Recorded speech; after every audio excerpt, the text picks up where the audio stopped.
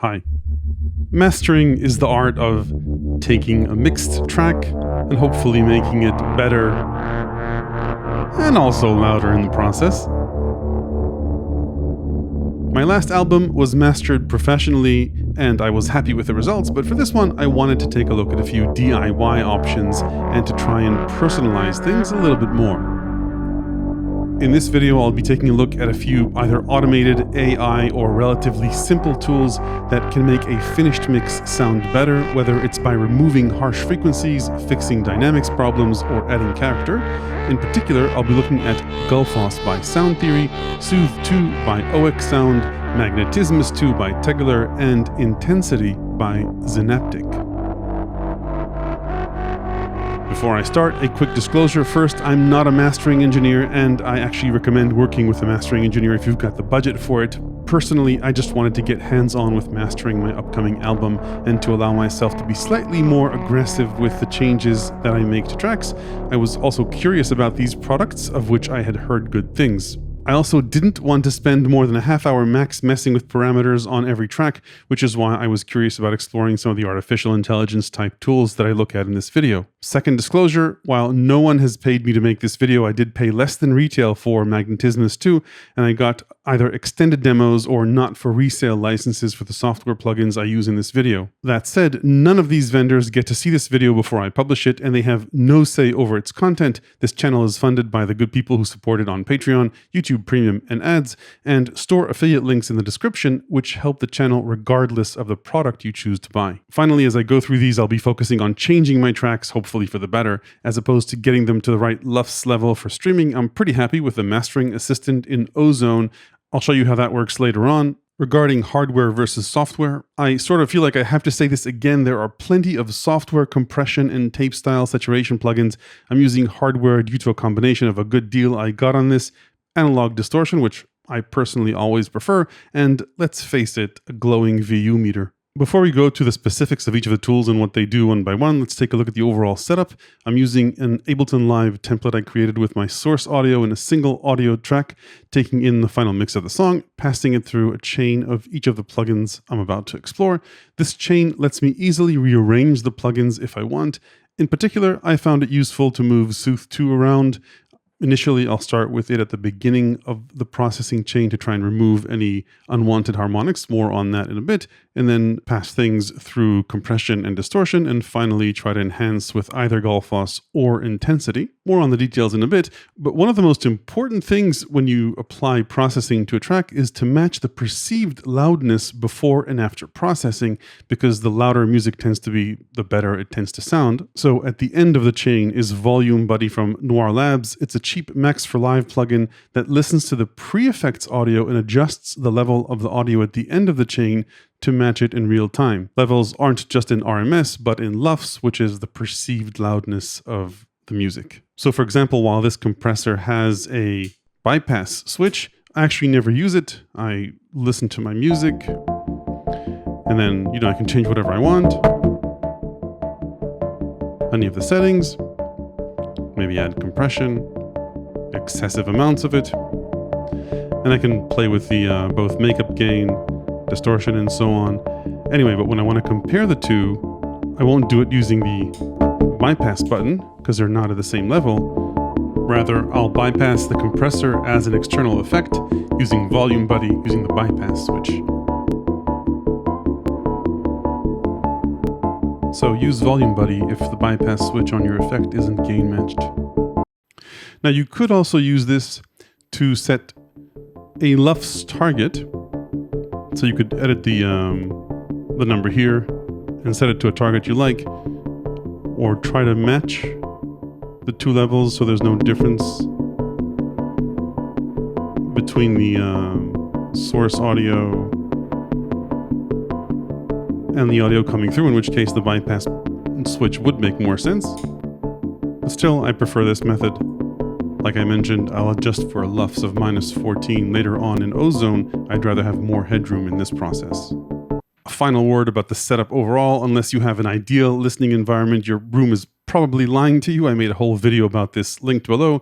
Overall, you need to be aware of this, and if your room isn't well treated, either mix with headphones, and regardless, listen to your mixes or masters in multiple environments like a car or a different set of speakers or a different room to make sure you didn't miss anything that may not stick out in your main listening environment. So let's start going through these tools one by one and see where I used them and what impact they had. Like I mentioned earlier, I usually started out with Soothe 2. As its name implies, it's designed to cut out or reduce or soothe harsh frequencies or resonances. It has an either hard or soft mode, and the main controls are these three.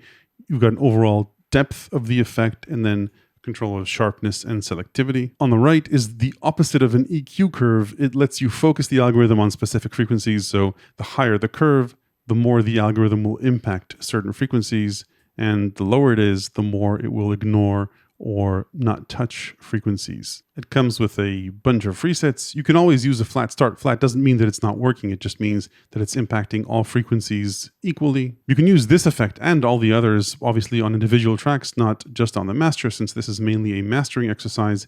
You can either, like I said, start with a flat start or choose any of the templates. This obviously sounds good. So let's take a look at a couple of examples where I used Soothe.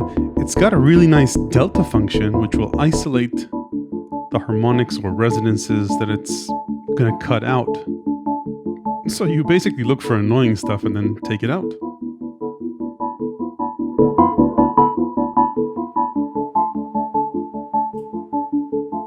Now, what I do to make sure that I'm not biased when I use an effect is I close my eyes, click it a bunch of times, and then, without looking whether it's bypassed or not, pick the one I like best.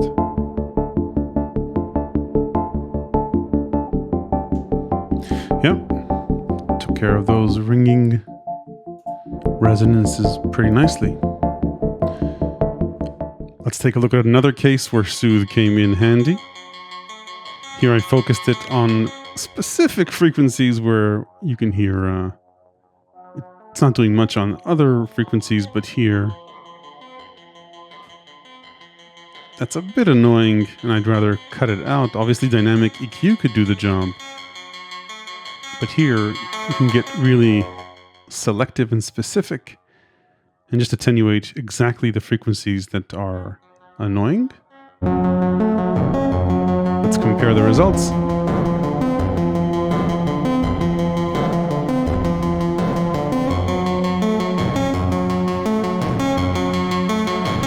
And notice how when the harsh lead is over, it just gets out of the way automatically. One last example, 3 out of 10 tracks on the album just didn't need any soothing. Mainly synth-only tracks where I have full control over resonance, so if it's there, it's probably there for a reason. So if we just listen to the resonances what Soothe wants to take out, it's pretty cool. So I decided to keep it.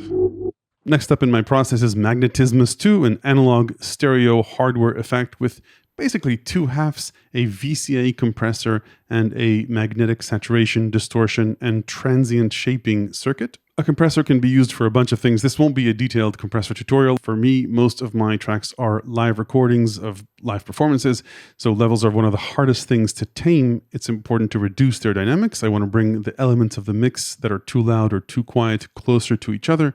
Obviously, a common side effect of using a compressor is that you can then bring up the overall gain of a mix, making it sound louder. I picked a more transient heavy track to show you how the compressor part here works. When the threshold is all the way up, the compressor doesn't do anything. As I reduce the threshold and increase the compression ratio, anything that passes the threshold gets reduced in gain. And the more aggressive the ratio, the more the gain reduction. Then there's a single combined attack and release knob that goes all the way from very fast to increasingly slow attack and even longer release rates, where it's almost unnoticeable. So, you play this like an instrument, and you find the sweet spot of what sounds best. Then you've got a makeup gain control, Notice the discrepancy on volume buddy goes down as I increase the makeup gain. And take a look at the VU meter. If you were in red territory, that will cause distortion, adding harmonics, especially if we increase the intensity parameter. So that's the compressor side to give you an idea of what the saturation or distortion circuit does. I've got a simple sine wave from Ableton Operator, and you can see as we increase the makeup gain, we're starting to drive the distortion circuit, adding harmonics, and there are 3 flux modes. Nickel has the most harmonics, and Eisen or iron less, and cobalt is somewhere in the middle. And then the intensity parameter doesn't seem like it's doing much here because it's mainly designed to tell the circuit how to handle transients. A static sine wave obviously doesn't have many transients. Let's try a different sound with a sharp attack and fast release. So let's start with intensity on 0, meaning no transient rounding. 808 kick, of course. So as we distort it, obviously we can hear that as well. And hear the harmonics added, but the strong transient is still there. And let's start rounding out the transient.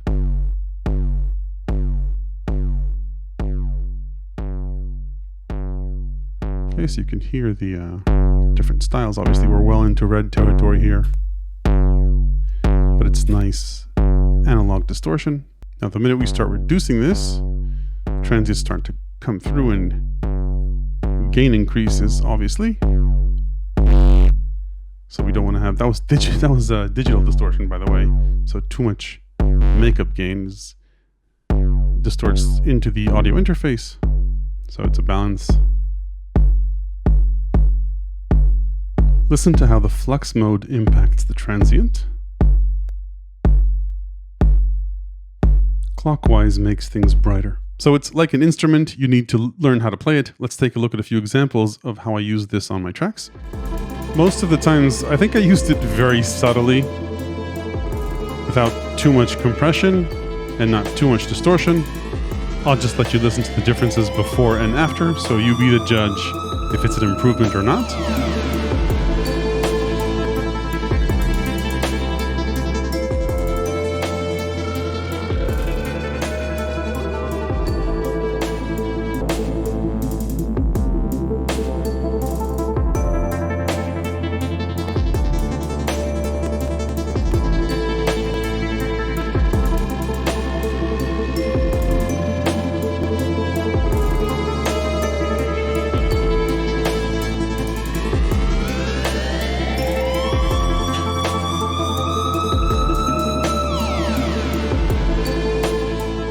So nice improvement, but fairly mild. A track where I got pretty aggressive with the distortion, compression as well, but mainly distortion is this one.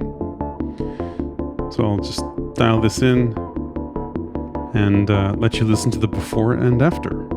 In general, the farther the VU meter is in the red zone, the more distortion.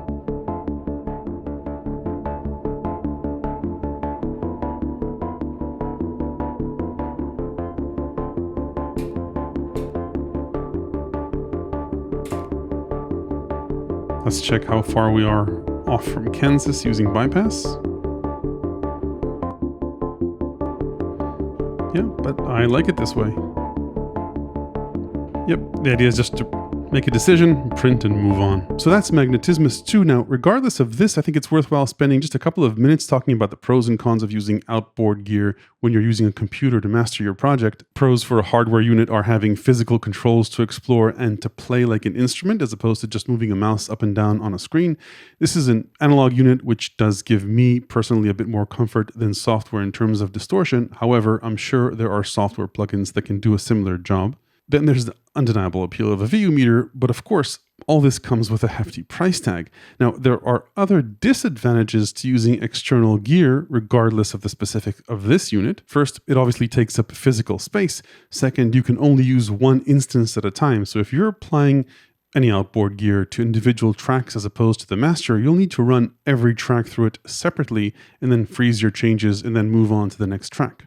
The third disadvantage of hardware units is that if they're entirely analog like this unit, there's no digital control over the parameters, meaning you can't save presets unless taking a picture of the panel counts, and you can't automate this over time unless you do it manually as the track is playing, which brings us to the fourth disadvantage of hardware units is that you need to process and export your audio in real time. This means that if you want to run additional plugins in parallel to this, you need to make sure that your CPU can handle it. A lot of plugins have an economy or CPU light mode when you're previewing audio and then go into high intensity CPU mode when you're recording. That will require more real-time resources if you process your track in real time. So if your CPU can't handle all that, you'll need to first process and freeze the track and then use the plugins, which I think takes a lot of the fun out of it. For me, all the plugins that I used worked nicely simultaneously, so it wasn't much of an issue.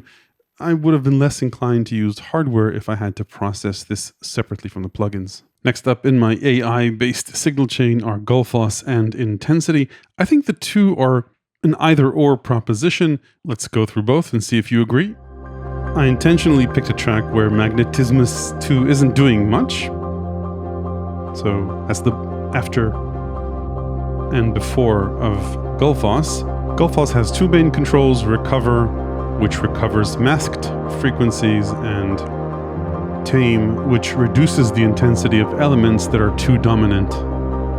Bias and brightness only work when you've activated recover or tame, and boost balances the bass and the mids. And the end result I found is almost always just better, like a veil is lifted without much effort. Anyway, let's move on to a different track and I'll show you something else that's unique about Gullfoss. It works sort of like a dynamic EQ, making, they say, 300 calculations a second. So that's it, doing its veil lifting thing. Anyway, notice what happens when the snare comes in. Notice how the EQ on the highs is ducked. Now that may seem like a trivial thing, but had that EQ boost been applied to the snare, it would have become pretty annoying, and believe me, because I tried. So Gullfoss is very subtle. I think it's really good at both taking out mud and bringing up details.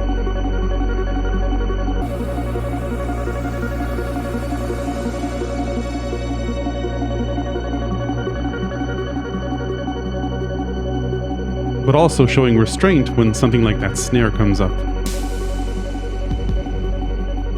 Okay, let's take a look at one more example, this time not on a full mix. Just Gullfoss applied to a Moog Sub 37 in this case, and some reverb.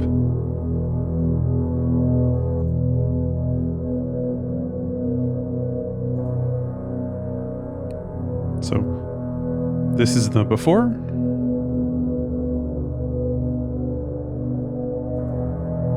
And the after.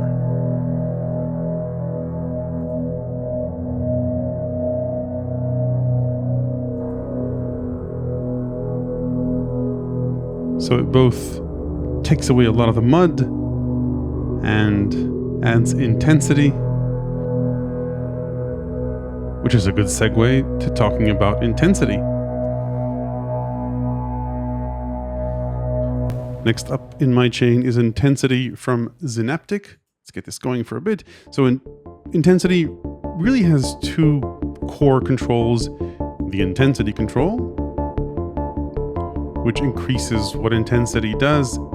It's based on facial recognition, don't ask me how, but the intensity control brings up the level of what the algorithm decides are desirable details. By definition, this makes everything louder, so make sure to compensate for the increased level, either using the internal gain compensation or a tool like Volume Buddy, which still finds a bit of discrepancies. And the second important control is the bias control, which works hand in hand with the bias curve, telling the algorithm which frequencies to focus on. And the nice thing here is that you can choose from a number of bias curves. So you can fine-tune where the algorithm works on the frequency spectrum. You can also customize the curve if you like. The presets, I think, are good enough. Unlike Gullfoss and Soothe, this doesn't reduce unwanted frequencies, and it's not just a dynamic EQ, it can also bring out additional harmonics, just a bit unless you add saturation. Intensity, by the way, also has a saturation circuit on the output, so you can add regular gain or saturated gain. Like I said, if there's an analog unit around, I prefer to use that, but of course you can use this as well. So both intensity and Gullfoss can be said to add details. What's the difference between the two?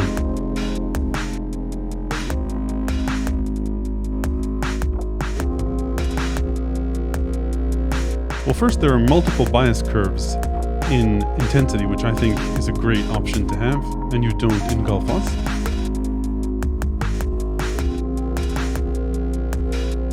Both, I think, make music better, so the question is, which is a better?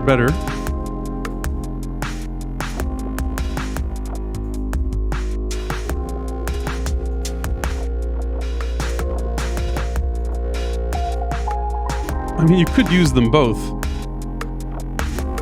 but I think that's redundant. Yeah, I mean, it can sound good together. So if you had to pick one, which would you choose?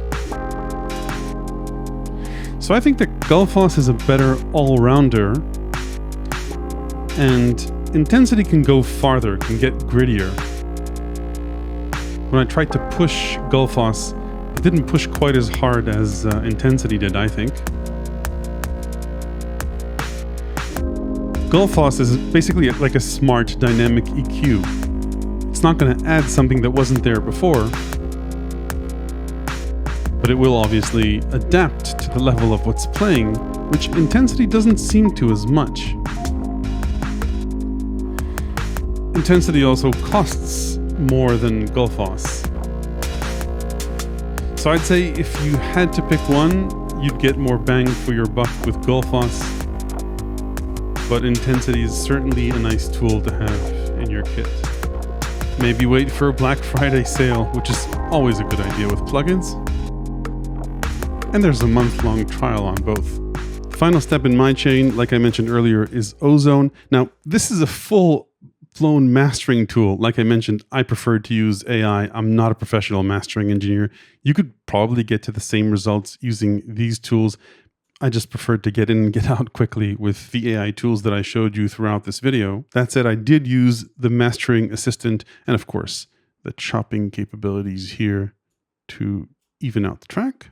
So the way that this works, even if you have no effects on, you choose the loudest section of your track, then go into the mastering assistant. I just go for the default settings. Like I said, I'm going for -14 LUFS. Next, hit play. And this is where the AI part of Ozone kicks in.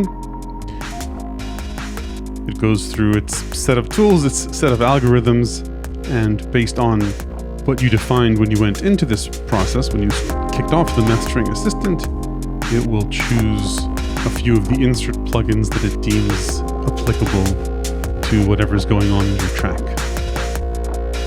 Now, I use this on all the tracks in my album, but it's always a good idea to check out exactly what Ozone did. Now, even using the basic default mastering assistant, it will make some changes to your track, so it's always important to listen to it and judge, obviously, while gain matching. And you can bypass the effect. So it's very subtle. You can see a bit of compression here on the maximizer.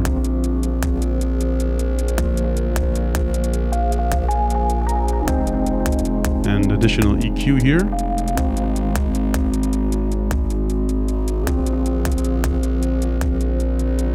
Dynamic EQ. So yeah, you can always disable these if you're not happy with them. Just take a listen to them. You're free to experiment creatively here. And if you're happy with this, just export the track. So let's summarize. My goal in this video was to master my upcoming album myself using AI tools, obviously. Hopefully I've made it sound better and not worse. I always recommend working with a professional mastering engineer if you have the budget. It will probably take you less time too, and you'll likely get better results. But I kind of like how this came out. All the software tools I mentioned in this video have a 30-day trial. I highly recommend you take them up on that. And I think even Tegeler have some sort of trial period for the hardware. You'll obviously have to speak with them to find out whether that's applicable to you or your region. So that's it for now. If you want to check out my album, I'll link to it below. If you enjoyed the insights in this video, there are plenty more in my ever-expanding book of electronic music ideas, tips, and tricks. Hit like if this was useful. Make sure to ring the bell below after subscribing to make sure you don't miss the next one. Thanks for watching.